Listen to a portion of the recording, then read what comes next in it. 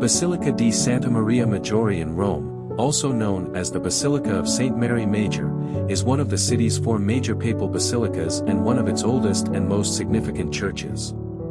This remarkable structure has a rich history, rooted in the early development of Christianity and extending through centuries of cultural, architectural, and artistic evolution.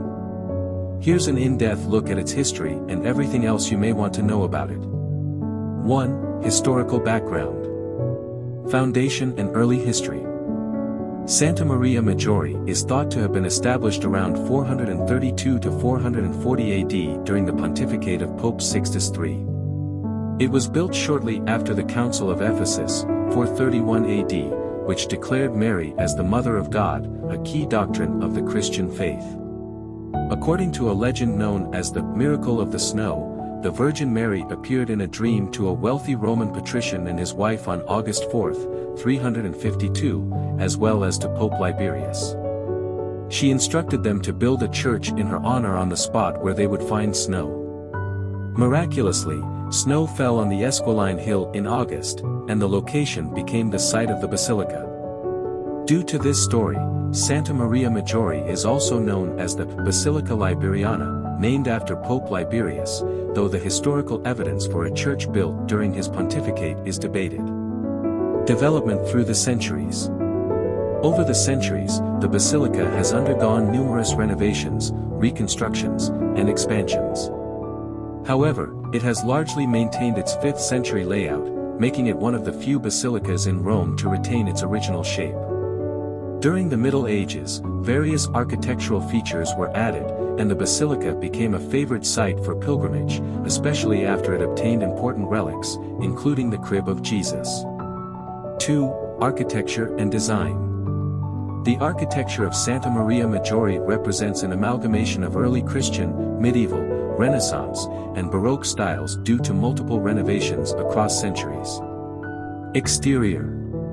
The basilica's facade, completed in the 18th century by Ferdinando Fuga, features Baroque elements with a grand loggia, balcony, and 2 bell towers.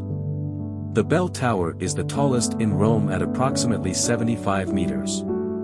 In front of the basilica stands a column from the Roman Forum, crowned with a statue of the Virgin Mary, erected by Pope Paul V in 1614. Interior. Santa Maria Maggiore is a basilica-planned church with a long nave, side aisles, and a semicircular apse. Its spacious interior is among the best-preserved examples of an early Christian basilica in Rome. The nave is lined with 42 marble columns and features a stunning series of mosaics that date back to the 5th century. These mosaics, with Old Testament scenes, illustrate the transition in Christian art from a Greco-Roman style to a distinctly Christian iconography. The coffered ceiling, gilded with the first gold brought from the New World by Christopher Columbus and gifted by the Spanish monarchy to Pope Alexander VI, is a masterpiece of Renaissance design by Giuliano da Sangallo. Chapels and other features. The basilica houses 2 significant chapels, built in the Baroque era. The Sistine Chapel, not to be confused with the Sistine Chapel in the Vatican, commissioned by Pope Sixtus V, holds his tomb and features intricate frescoes and statues. The Borghese Chapel, or the Pauline Chapel, built by Pope Paul V in the early 17th century, is home to the Salus Populi Romani, an icon of the Virgin Mary considered to be a protector of the city. The high altar is situated under a baldachin, canopy, designed by Ferdinando Fuga, and the apse behind it is adorned with 13th century mosaics by Jacopo Torriti depicting the coronation of the Virgin. 3. Mosaics and artworks. The mosaics are among Santa Maria Maggiore's greatest treasures and offer insight into the evolution of Christian art. 5th century mosaics. The mosaics of the Triumphal Arch date back to Pope Sixtus III's era. These depict scenes from the life of Christ and narratives from the Virgin Mary's life, reflecting the Marian theology emphasized at the Council of Ephesus. The nave mosaics illustrate scenes from the Old Testament, specifically the lives of Abraham, Isaac, Jacob, and Moses. These mosaics are notable for their stylistic transition from classical Roman techniques to a more symbolic and less naturalistic style. 13th century mosaics in the apse. Commissioned by Pope Nicholas IV, these mosaics depict the coronation of the Virgin.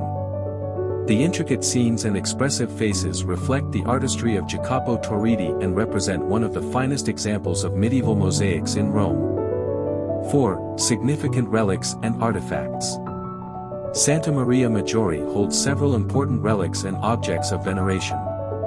The crib relic, Sacro Cula in the Confession Chapel beneath the high altar is a reliquary said to contain pieces of the manger where Jesus was placed after his birth. Salus Populi Romani, this ancient Marian icon is one of Rome's most venerated images of the Virgin Mary. Tradition holds that it was painted by Saint Luke, though this is unproven. 5. Role in Catholicism and papal significance. As one of Rome's four major papal basilicas, alongside St. Peter's, St. John Lateran, and St. Paul outside the walls, Santa Maria Maggiore has long been a center for Catholic worship and pilgrimage. It remains directly under the jurisdiction of the Pope, who traditionally visits the basilica before and after trips abroad to pray for protection or offer thanks. The location for significant liturgical celebrations, including the Feast of the Assumption on August 15th and commemorations of the Miracle of the Snow. 6. Notable burials. Several notable figures are buried in Santa Maria Maggiore, including Pope Sixtus V, died in 1590, in the Sistine Chapel. Pope Pius V, died in 1572, in a tomb that prominently displays his image.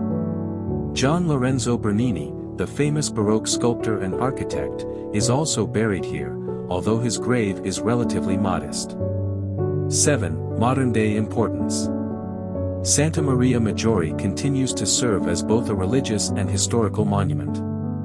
It is a prominent stop on pilgrimages, renowned for its history and its role in showcasing early Christian and medieval art. The Basilica attracts thousands of visitors each year for its religious significance, artistic treasures, and architecture. Remains active with daily masses and religious services, upholding its centuries-long role as a major center of Roman Catholic worship. 8. Interesting facts. Symbol of papal authority, each of Rome's four major basilicas has a holy door, which is opened only during Jubilee years, symbolizing grace and renewal for pilgrims.